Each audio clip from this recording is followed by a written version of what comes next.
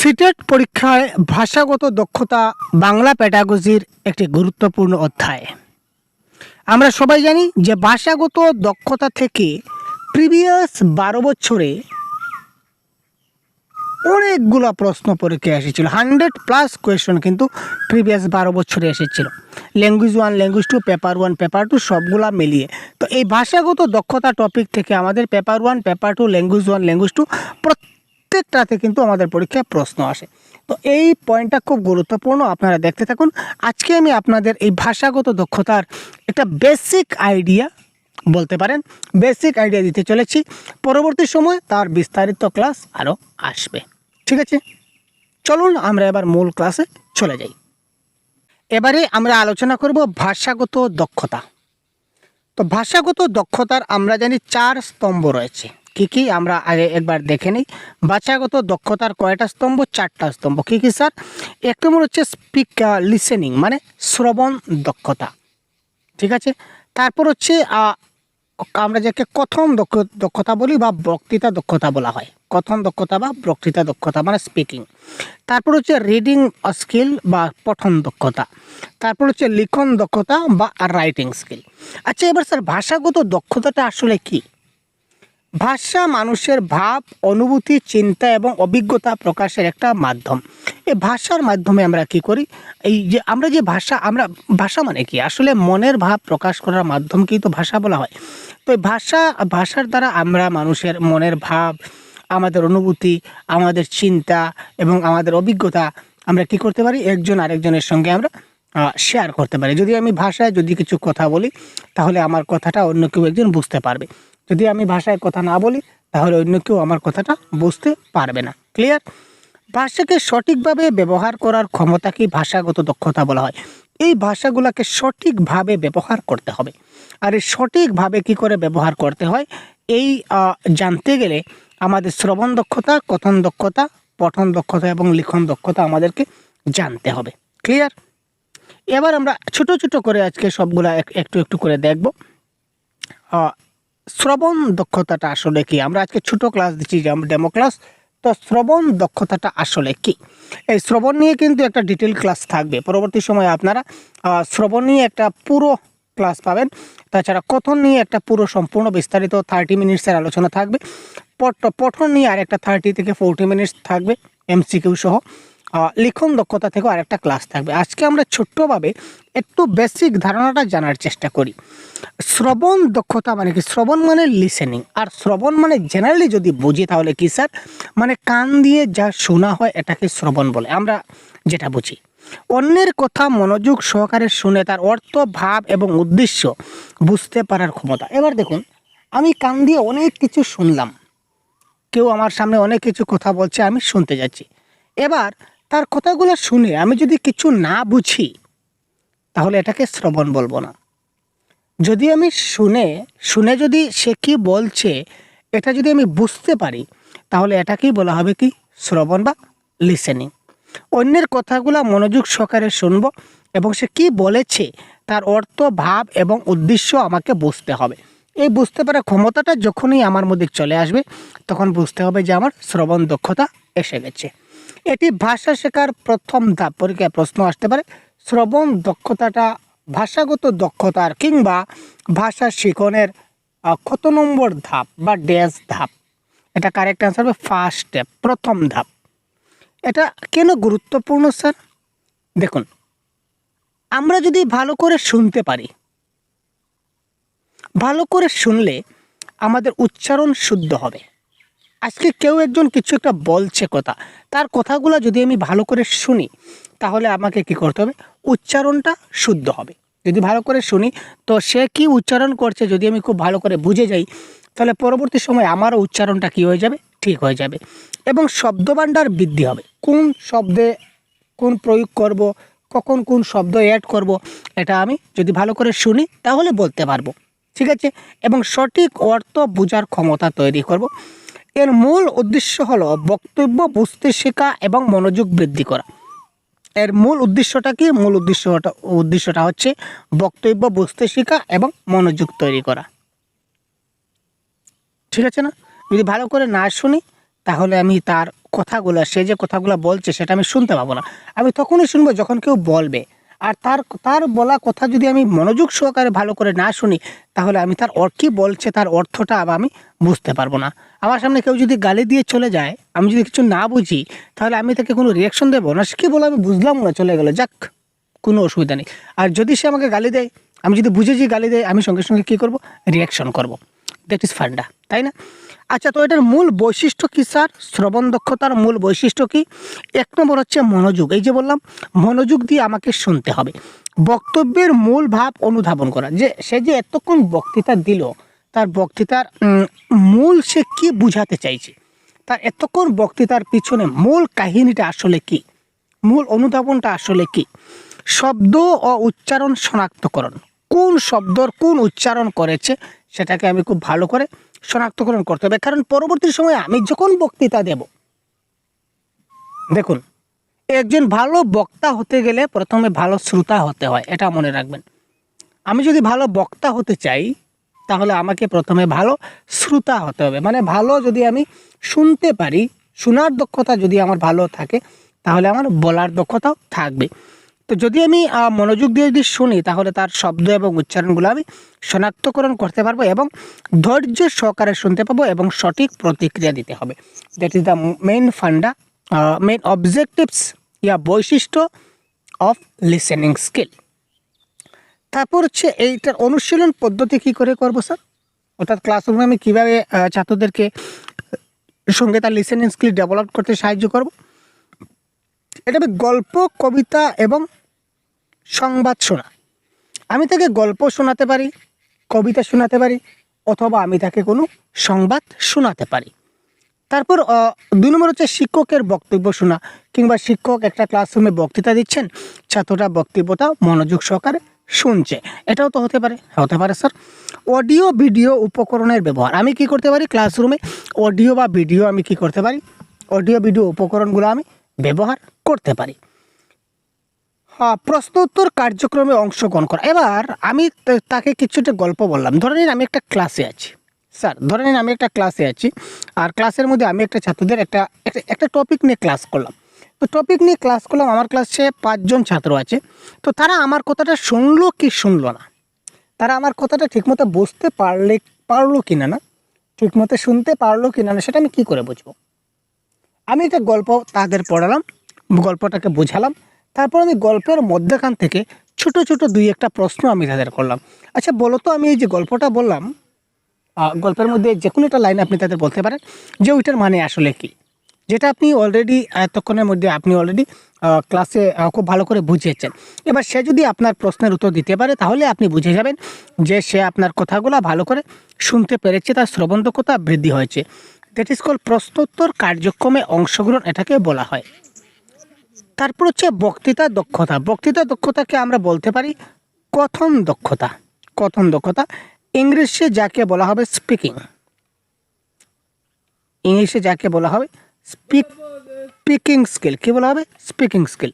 আচ্ছা, কথা বলা, কথন মানে কি? কথন মানে হচ্ছে কথা বলা, ঠিক আছে? বক্তৃতা আর কথন মানে হচ্ছে কথা বলা। তো কথা বলা হচ্ছে কি নিজের ভাব, মতামত এবং অনুভূতি স্পষ্ট এবং সঠিকভাবে মুখে প্রকাশ করার ক্ষমতা। আমরা যে কথাটা বলি, এই কথাটা বলাকে কিন্তু কি বলা হয়? কথন দক্ষতা বলা হয়। আমরা যে কথা বলি, এই কথা বলাকে কিন্তু কথন দক্ষতা বলা হয়। যেমন আমাদের নিজের ভাব বলি, বা আমাদের মতামত বা আমাদের অনুভূতি স্পষ্ট এবং সঠিকভাবে যদি আমরা মুখে প্রকাশ করতে পারি, তো সেটাকে বলা হবে কি? বক্তৃতা দক্ষতা। আচ্ছা স্যার, বক্তৃতা দক্ষতাটা কেন অত গুরুত্বপূর্ণ? এতে যোগাযোগ সহজ হয়। আমি যদি খুব ভালো করে যদি তাদের আমি বুঝিয়ে দিতে পারি, তাহলে যদি আমি ভালোভাবে কথা বলতে পারি, তো যোগাযোগ সহজ হবে। সে আমার কথাটা বুঝবে, আমি তার কথাটা বুঝবো, তার সঙ্গে আমার যোগাযোগটা ভালো হবে, সামাজিক সম্পর্ক উন্নত করবে এবং নেতৃত্বের গুণ মানে লিডারশিপ কোয়ালিটি আমার মধ্যে বৃদ্ধি হবে যদি আমি ভালো করে কথা বলতে পারি। এর উদ্দেশ্য হলো আত্মবিশ্বাসের সঙ্গে সামাজিক যোগাযোগে দক্ষ হওয়া, অর্থাৎ সোশ্যালি কানেক্ট হওয়া সবার সঙ্গে। যদি আমি সবার সঙ্গে ভালোভাবে ব্যবহার করতে পারি, সবার সঙ্গে মিলেমিশে কথা বলতে পারি, তবে সমাজের সঙ্গে আমার একটা পরিচিতি হবে। আর যদি আমি কারোর সঙ্গে কথাই না বলি, তাহলে কি আমার সামাজিক বিকাশিত হবে? মোটেই হবে না। এটার মূল বৈশিষ্ট্য কী স্যার? আমি শুদ্ধভাবে উচ্চারণ করতে হবে, সাবলীলভাবে পড়তে হবে, মানে একটা ফ্লুয়েন্সি থাকতে হবে, আত্মবিশ্বাস, আমি যা বলছি ঠিক বলছি, সঠিক বলছি, এই আত্মবিশ্বাসটা থাকতে হবে। উপযুক্ত শব্দ ব্যবহার করতে হবে, কখন কোন শব্দটা লাগবে এটা গুলিয়ে মিললে চলবে না। সঠিক সময় সঠিক শব্দ আমাদের ব্যবহার করতে হবে, স্পষ্ট ভাব প্রকাশ করতে হবে। আমি যে কথাটা বলতে চাইছি এটা যদি একজন শুনে সে যদি বুঝতে না পারে সে কী বললো, তাহলে সেই বলাকে আমি বলা বলবো না বা কথন বলবো না। আমি যা জিনিসটা বলতে চাইছি ওইটা যদি আরেকজন খুব ভালো করে বুঝতে পারে, আমি যেটা এক্সিটিস বলতে চাইছি এটা যদি ফুটিয়ে উঠে বা এই জিনিসটা যদি অন্য কেউ স্পষ্টভাবে বুঝতে পারে, সেটা হচ্ছে দক্ষতা। যেমন এই যে আমি ক্লাস নিচ্ছি, আমি কিন্তু কথা বলছি, আপনারা যদি আমার কথাটা বুঝতে পারেন ভালো করে, তাহলে এটাকে আপনাদের লিসিং স্কিলটা হয়েছে, আপনাদের শ্রবণ দক্ষতা হয়েছে, এবং আমি যে বলছি আমার কথন দক্ষতা হয়েছে। এবার আপনারা বলুন, এতক্ষণ যে আপনারা ক্লাস করছি, আপনাদের কার কোন স্কিলটা ডেভেলপ হয়েছে? আপনাদের লিসেনিং স্কিলটা হয়েছে কিনা না? ইয়েস অর নো আপনারা কমেন্ট বক্সে পিন করুন যে স্যার লিসেনিং স্কিল হয়েছে, এতটুকু আপনারা কমেন্ট বক্সে অলরেডি পিন করুন যদি বুঝতে পারেন যে লিসেনিং স্কিল হয়েছে। আর আপনারা যদি বলেন যে লিসেনিং স্কিল হয়েছে আপনাদের, তো আমি বুঝতে পারবো যে আমার এই যে কথা বলার দক্ষতা বা বক্তৃতা দক্ষতা বা স্পিকিং স্কিল আমার হয়েছে, আমি আপনাদের বোঝাতে পারছি। ঠিক আছে, তো এই অনুশীলনটা করতে গেলে কি করতে হবে? বক্তৃতা দক্ষতা ছাত্রদের মধ্যে ডেভেলপ করতে গেলে কি করতে হবে স্যার? নিয়মিত কথা বলার অনুশীলন করতে হবে। ছাত্ররা যাতে নিয়মিত কথা বলতে পারে তার একটা ব্যবস্থা করতে হবে। আয়নার সামনে বক্তৃতা চর্চা করতে পারেন কনফিডেন্স বৃদ্ধির জন্য, আবৃত্তি বা প্রতিযোগিতায় অংশগ্রহণ নিতে পারেন, এবং দলগত আলোচনা মোস্ট ইম্পর্টেন্ট করতেই হবে। সবার সঙ্গে যদি দলগতভাবে যদি আমরা আলোচনা না করি তাহলে কিন্তু হচ্ছে না স্যার। তারপর হচ্ছে পঠন কিন্তু অনেক সব থেকে যদি আমি বলি, পঠনটা হচ্ছে এটার মধ্যে সবচেয়ে বড় পার্ট। লিসেনিং সম্বন্ধে আমাদের জানতে হবে, স্পিকিং সম্বন্ধে জানতে হবে, আরও ইন ডিটেলসে ক্লাস দেবো পরবর্তী সময়ে। পঠনের পুরো ডিটেলস একটা ক্লাস আসবে, লিসেনিংয়ের একটা আসবে, স্পিকিংয়ের আসবে, প্রত্যেকটা আলাদা আলাদা ক্লাস আসবে। কিন্তু পঠনের ক্লাসটা কিন্তু অনেক দীর্ঘ হবে, কারণ পঠনের অনেকগুলো প্রকার আছে, রিডিংয়ের অনেকগুলো প্রকার আছে। এবং আমি আপনাদের জানিয়ে রাখি যে আমাদের সহজগুরু অ্যাপ রয়েছে, আপনারা হয়তো জানেন। আমাদের সহজগুরু অ্যাপে কিন্তু আমরা এই বাংলা ভাষার কমপ্লিট কোর্স কভার করছি। আপনাদের বাংলা ভাষার অ্যাকর্ডিং টু সিলেবাস আমরা 100% কোর্স আমাদের রয়েছে অ্যাভেলেবল। আপনারা প্লে স্টোর থেকে সহজগুরু অ্যাপটা খুব তাড়াতাড়ি ডাউনলোড করে নিন। প্লে স্টোরে গিয়ে সার্চ করুন সহজগুরু, সঙ্গে সঙ্গে একটা অ্যাপ চলে আসবে। আপনারা এই অ্যাপটা ডাউনলোড করে মোবাইল নাম্বার দিয়ে লগ ইন করে একদম আপনারা দেখবেন একদম স্বল্প ফি, খুব কম ফির মাধ্যমে আপনারা এখানে অ্যাডমিশন নিতে পারবেন, এবং আপনাদের বাংলা ভাষার সম্পূর্ণ কোর্স এখানে প্রোভাইড করা হবে।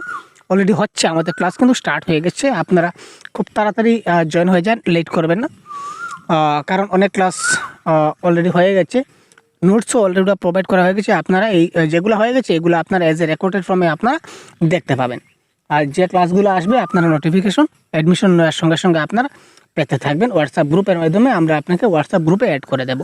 তো দেরি নেই ভাই, খুব তাড়াতাড়ি আপনারা সহজগুরু অ্যাপটা ডাউনলোড করে আমাদের কোর্সে খুব তাড়াতাড়ি জয়েন হয়ে যান। আচ্ছা, এবার স্যার পঠন দক্ষতাটা কি বললেন না? ইয়েস, পঠন দক্ষতাটা মানে কোনো একটা জায়গায় কোনো কিছু লেখা আছে, ধরে নিন এখানে একটা জিনিস লেখা আছে, এই জিনিসটা আমাকে পড়তে হবে। শুধু পড়লেই কি পড়া না স্যার? পড়লেই পড়া না, reading with understanding. What is reading sir? Reading with understanding, ওই জিনিসটা পড়ে আমাকে বুঝতে হবে, ওই জিনিসটা পড়ে আমাকে বুঝতে হবে যে আমি ঠিক বুঝতে পারছি কিনা। অর্থাৎ যেখানে লেখা আছে লেখাটাকে পড়ে আমাকে বুঝতে হবে যে এখানে আসলে কী লেখা আছে। যদি আমি বুঝতে পারি, এই লেখাটা পড়ে আমি যদি বুঝতে পারি, তাহলে আমার পঠন দক্ষতা হয়েছে। ফর এক্সাম্পল, একটা রাস্তার ধারে একটা বড় স্কুলের বাউন্ডারির দেওয়াল, ধরে নিই এটা একটা স্কুল, হ্যাঁ এটা হচ্ছে স্কুল, একটা বাউন্ডারি। তো এই বাউন্ডারি এই দেওয়ালে লেখা ছিল নো পার্কিং ফাইন 500। আমি পড়লাম, এখানে লেখা ছিল নো পার্কিং ফাইন 500, ঠিক আছে। আমি এটা পড়লাম, পড়ে আমি এখানে আমার বাইকটা রেখে চলে গেলাম। তার মানে এই যে আমি পড়লাম, আমি কি তার অর্থ বুঝেছি? আমি অর্থ বুঝিনি। যদি আমি এটার অর্থ কি যে এখানে নো পার্কিং মানে এখানে গাড়ি রাখা যাবে না, যদি রাখি তাহলে 500 টাকা ফাইন দিতে হবে। ঠিক আছে, আমি তো বুঝিনি, যদি বুঝতাম তাহলে কি 500 টাকা দেওয়ার জন্য কি আমি এখানে গাড়ি রাখতাম? মোটেই না। তো আমি জিনিসটা বুঝিনি, যার কারণে বাইক রেখেছি। তো এই ধরনের যে কোনো লেখা যেখানে থাকবে, ওই লেখাটা পড়ে আমি যদি বুঝতে পারি তাহলে ভেবে নেব যে আমার পঠন দক্ষতা হয়েছে। আর যদি বুঝতে পারি না তাহলে ভেবে নেবেন যে পঠন দক্ষতা এখনও হয়নি। লিখিত ভাষা পড়ে তার অর্থ এবং ভাব অনুধাবন করার ক্ষমতা। যে লিখিত ভাষা আছে ওই লিখিত ভাষাটা পড়ে তার অর্থ এবং তার ভাব অনুধাবন করতে হবে আমাদের। পড়ার অনেক ধরনের পঠন আছে, এই নিয়ে আমি পরবর্তী সময় আলোচনা করব আপনাদের। নীরব পঠন আছে, সরব পঠন আছে, তারপর স্কিমিং আছে, স্ক্যানিং আছে, ইন্টেনসিভ আছে, এক্সটেনসিভ আছে, বিভিন্ন ধরন আছে। আমি পরবর্তী ক্লাসে পুরোটা ডিসকাস করব। স্যার এটা কেন গুরুত্বপূর্ণ পঠন দক্ষতাটা?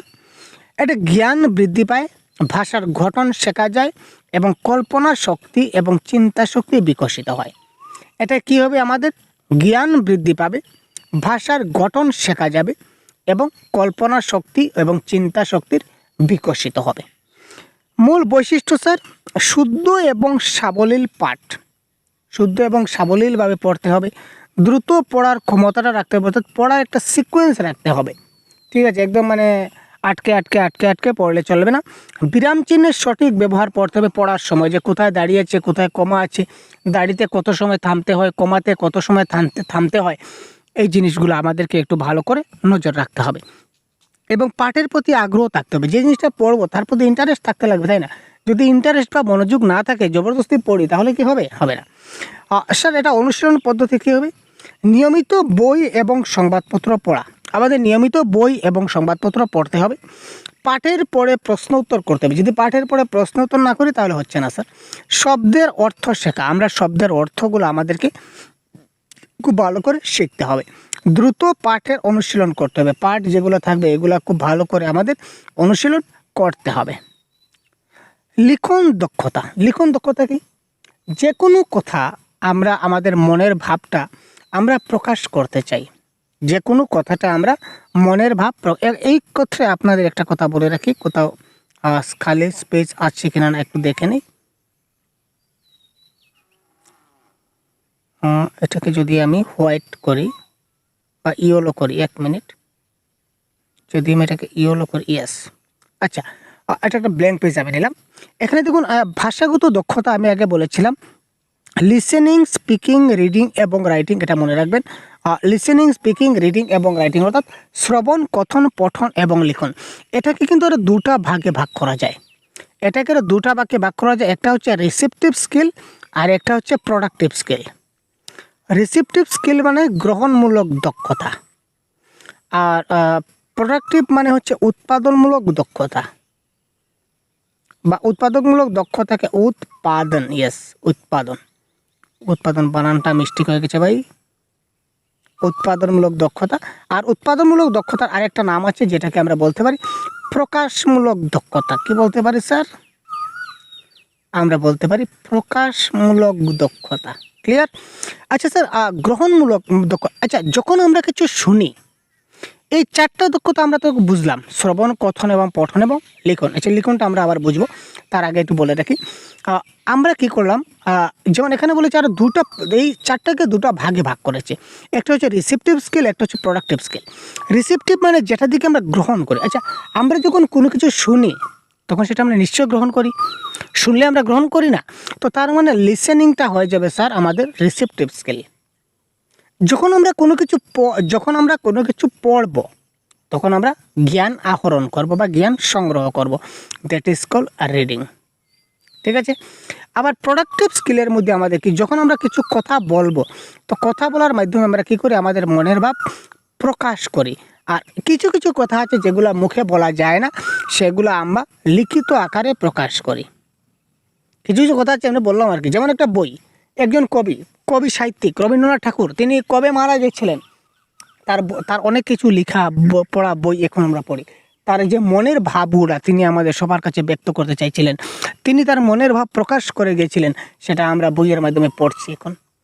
তিনি তো এখনও বলতে পারবেন না আমাকে, তিনি তো এখনও নেই, কিন্তু উনি যে বইটা লিখে গেছিলেন সেই উনার বইয়ের কথাগুলা অর্থাৎ ওনার মনের কথাগুলো বইয়ের মাধ্যমে আমি বুঝতে পারছি। তো একটা কথা মনে রাখবো, এখানে এই লিসেনিং, স্পিকিং, রিডিং, রাইটিং, শ্রবণ, কথন, পঠন, লিখন 4টা দক্ষতা। এর মধ্যে শ্রবণ এবং পঠন হচ্ছে গ্রহণমূলক দক্ষতা, আর কথন এবং লিখন হচ্ছে উৎপাদনমূলক এবং প্রকাশমূলক দক্ষতা। এখান থেকে পরীক্ষায় প্রশ্ন আসে। Clear sir? এবার আমরা দেখি একটু আমরা কোথায় ছিলাম। আমরা লিখন দক্ষতায় ছিলাম। নিজের ভাবনা, অভিজ্ঞতা এবং অনুভূতি লিখিতভাবে সঠিকভাবে প্রকাশ করার ক্ষমতা। লিখন মানে কি, এই যে বললাম, আমাদের নিজের ভাবনা, নিজের অভিজ্ঞতা, নিজের অনুভূতি সবগুলা যেন আমরা সঠিকভাবে লিখিতভাবে আমরা যাতে প্রকাশ করতে পারি। এটি কেন গুরুত্বপূর্ণ স্যার? সৃজনশীল চিন্তার বিকাশ ঘটায়। এটা কী করবে? আমাদের সৃজনশীল চিন্তার বিকাশ ঘটাবে, ভাষা চর্চা উন্নত করবে এবং পরীক্ষায় ভালো ফল আনতে আমাদের সাহায্য করবে। যদি লিখন দক্ষতা যদি ভালো হয় তাহলে আমরা সৃজনশীল পরীক্ষার বিকাশ করতে পারি, ভাষার চর্চা উন্নত করতে পারি, আর পরীক্ষার ফলটা আমরা কেটে দেবো। এটা প্যাডাগজির ভাষায় আপাতত হচ্ছে না। সৃজনশীল চিন্তার বিকাশ হবে, ভাষা চর্চা উন্নত হবে এবং অলরাউন্ড ডেভেলপমেন্ট হবে। ক্লিয়ার? শুদ্ধ বানান থাকতে হবে, সঠিক ব্যাকরণ থাকতে হবে, সুন্দর হাতের লেখার আবার বৈশিষ্ট্য আছে, কিন্তু এগুলো যখন লিখনের ক্লাস দেব তখন আলোচনা করব আমরা। সুসংগঠিত ভাব প্রকাশ বা সৃজনশীলতা থাকতে হবে। নিয়মিত ডায়েরি ও রচনা লিখতে হবে, তখন আমাদের লিখন দক্ষতা বৃদ্ধি হবে। বানান চর্চা এবং অনুচ্ছেদ লিখতে হবে, তখন লিখন দক্ষতা বৃদ্ধি হবে। শিক্ষকের সংশোধনটা অনুসরণ করতে হবে, শিক্ষক যেটা সংশোধন করে দেবেন এটাকে ফলো করতে হবে, অনুসরণ করতে হবে। আরও বেশ কিছু পদ্ধতি আছে যার মাধ্যমে আমরা লিখন দক্ষতাকে আমরা কী করতে পারি, ঠিক করতে পারি। এই দেখুন, যে জিনিসটা আমি একটু আগে আবার আপনাদের বলেছিলাম, এই যে লিসেনিং, স্পিকিং, রিডিং এবং রাইটিং, এই 4টাকে আমরা দুটো ভাগে ভাগ করতে পারি। একটা হচ্ছে রিসেপটিভ, একটা হচ্ছে এক্সপ্রেসিভ। প্রোডাক্টিভকে কিন্তু আবার এক্সপ্রেসিভ নামেও কিন্তু জানা যায়। আগে বলেছিলাম প্রোডাক্টিভ স্কিল, একই ব্যাপার। প্রোডাক্টিভ মানে উৎপাদনমূলক দক্ষতা, আর এক্সপ্রেসিভ মানে প্রকাশমূলক দক্ষতা। তো শ্রবণ এবং পঠন হচ্ছে গ্রহণমূলক দক্ষতা, সেটা জ্ঞান অর্জনের সঙ্গে সম্পর্কিত। ভাব প্রকাশের সঙ্গে সম্পর্কিত হচ্ছে বক্তৃতা এবং লিখন, অর্থাৎ স্পিকিং এবং রাইটিং। মনে থাকবে, কথন এবং লিখন হচ্ছে প্রোডাক্টিভ স্কিল বা এক্সপ্রেসিভ স্কিল, আর লিসেনিং এবং রিডিং হবে আমাদের রিসেপটিভ স্কিল। এতটুকু জানলে হবে। লিসেনিং কি? লিসেনিং হচ্ছে আগে শুনে শুনে অর্জিত হয়, আর পঠন যেটা পড়ে জ্ঞান অর্জিত হয়, আর বক্তৃতা কি? পরে বলার মাধ্যমে তা প্রকাশ করা যায়। আমি কথা বলে আমার মনের ভাবটা প্রকাশ করতে পারি, বা আমার লেখার মাধ্যমে আমি প্রকাশ করতে পারি। ক্লিয়ার? এই ব্যাপার। ভাষাগত দক্ষতা শিক্ষার লক্ষ্য যদি আমরা দেখি, এখানে দেখুন, সঠিক ভাষা ব্যবহার করতে হবে। সঠিক ভাষা যদি ব্যবহার করি তাহলে যোগাযোগ দক্ষতা বৃদ্ধি হবে, যার ফলে চিন্তা এবং সৃজনশীলতার বিকাশ ঘটবে, এবং সর্বশেষে এই সবগুলো যদি একসঙ্গে কম্বিনেশন হয় তাহলে সামাজিক এবং সাংস্কৃতিক সচেতনতা বৃদ্ধি পাবে। এই 4টেই মূলত ভাষাগত দক্ষতা শিক্ষার মূল অবজেক্টিভস বা লক্ষ্য আমরা বলতে পারি। অবজেক্টিভস বোঝা গেল স্যার? ক্লিয়ার? এই ছোটো ছোটো পয়েন্ট থেকে কিন্তু পরীক্ষায় প্রশ্ন আসে, তাই আপনারা মনে রাখবেন। এই ক্ষেত্রে শিক্ষকের ভূমিকাটা কী? এই ক্ষেত্রে শিক্ষকের ভূমিকাটা কি আমরা যদি দেখি, ভাষাগত দক্ষতা ভাষা শিক্ষার একটা মূল ভিত্তি। ভাষাগত দক্ষতা হচ্ছে ভাষা শিক্ষার একটা মূল বেস। আমরা কোথায় ছিলাম? আচ্ছা, এখানে ছিলাম স্যার। শিক্ষকের ভূমিকাতে আমরা ছিলাম। 1 মিনিট। আনন্দময় পরিবেশ সৃষ্টি করা এবং অডিও ভিডিও উপকরণ ব্যবহার করা। ক্লাসরুমে আমরা খুব সুন্দর একটা পরিবেশ তৈরি করতে পারি যাতে করে শিশুরা তাদের মধ্যে ভাষাগত দক্ষতাগুলো বিকশিত হতে পারে। আমরা গঠনমূলক প্রতিক্রিয়া দেখাতে পারি, অর্থাৎ ভুল সংশোধনে সহানুভূতিশীল হওয়া।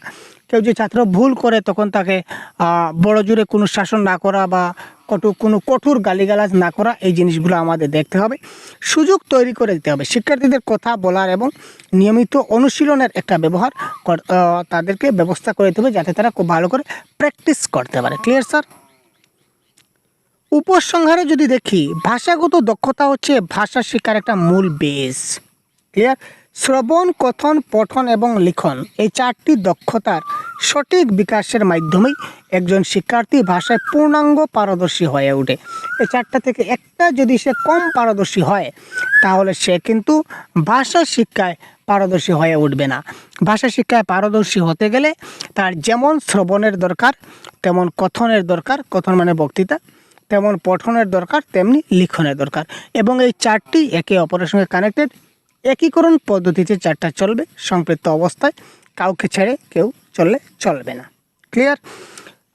কোনো একটি স্তম্ভ দুর্বল হয়ে পড়ে কাঠামোটি ভেঙে যায়। এই যে স্তম্ভটা দেওয়া আছে দেখুন, 3টা স্তম্ভ, এই স্তম্ভটা যদি দুর্বল হয়ে যায় তাহলে উপরের এই বলটা কিন্তু ভেঙে পড়ে যাবে। তাই ভাষা শিক্ষার এই যে 4টা পাও দেওয়া আছে, 1টা 2টা 3টা এবং বিপরীত দিকে একটা পাও আছে, আমরা দেখতে পাচ্ছি না। এই 4টা পাও দেওয়া আছে, ভাষা শিক্ষার 4টা পাও, 1 2 3 এবং বিপরীত দিকে একটা আছে যেটা দেখতে পাচ্ছি না।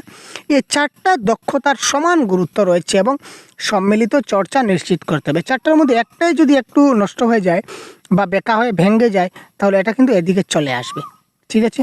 তো এই চিত্র দ্বারা আমরা বুঝতে পারি যে 4টা পিলারে কিন্তু খুব আমাদের শক্ত আর রাখতে হবে। Clear sir? তো এই ছিল ভাষাগত দক্ষতার একটা বেসিক আইডিওলজি, বেসিক আইডিয়া। পরবর্তীতে আমরা আপনাদের জন্য আমাদের পেইড গ্রুপে আমরা নিয়ে আসবো এই প্রত্যেকটার পুরো আলাদা আলাদা কনসেপ্ট আপনারা পেয়ে যাবেন এমসিকিউ সহ। আপনারা সবাই জানেন যে আমাদের পেইড ব্যাচ অলরেডি স্টার্ট হয়ে গেছে। তো আপনারা চাইলে এক্ষুনি সহজগুরু আমাদের অ্যাপটা ডাউনলোড করে নিন প্লে স্টোর থেকে। সহজগুরু অ্যাপ প্লে স্টোর থেকে ডাউনলোড করলে আপনারা আপনাদের কোর্স পেয়ে যাবেন এবং এই কোর্সে আপনারা এনরোল হয়ে যান খুব তাড়াতাড়ি। এই কোর্সে আপনাদের কমপ্লিট কোর্স, বাংলার যেটা কোর্স রয়েছে বাংলা সম্পূর্ণ কোর্স আপনারা পেয়ে যাবেন। সঙ্গে থাকবে ডিজিটাল পিডিএফ নোটস, যেগুলো আপনারা ডাউনলোড করতে পারবেন না কিন্তু আপনারা পড়তে পারবেন। ঠিক আছে? আপনারা প্রত্যেকটা নোটস আপনারা স্টাডি করতে পারবেন, ভ্যালুয়েবল নোটস থাকছে। তাছাড়া মক টেস্ট, পর্যাপ্ত পরিমাণ মক টেস্ট দেওয়া হচ্ছে এবং প্র্যাকটিস সেট থাকবে এবং সঙ্গে থাকবে ডাউট সেট। ডাউট সেশন আমরা রাখবো। দেরি কিসের? খুব তাড়াতাড়ি আপনারা প্লে স্টোর থেকে অ্যাপটা ডাউনলোড করে নিন এবং ডাউনলোড করতে যদি কোনো সমস্যা হয় বা আমাদের কোর্স সম্বন্ধে যদি আরও বিস্তারিত কিছু আপনাদের জানার থাকে তাহলে অবশ্যই আপনারা এই যে হোয়াটসঅ্যাপ নম্বর দেখতে পাচ্ছেন, আপনারা এই হোয়াটসঅ্যাপ নম্বরে আমাদের সঙ্গে যোগাযোগ করতে পারেন। ঠিক আছে? আজই আপনাদের প্রস্তুতি শুরু করুন এবং আপনাদের পরীক্ষায় একটা নিশ্চিত স্কোরিং আপনারা নিয়ে আসুন, এ প্রত্যাশা রাখছি। আজকের ক্লাস এই পর্যন্তই। কেমন লাগলো কমেন্টের মাধ্যমে অবশ্যই জানাতে ভুলবেন না। ধন্যবাদ। জয় হিন্দ।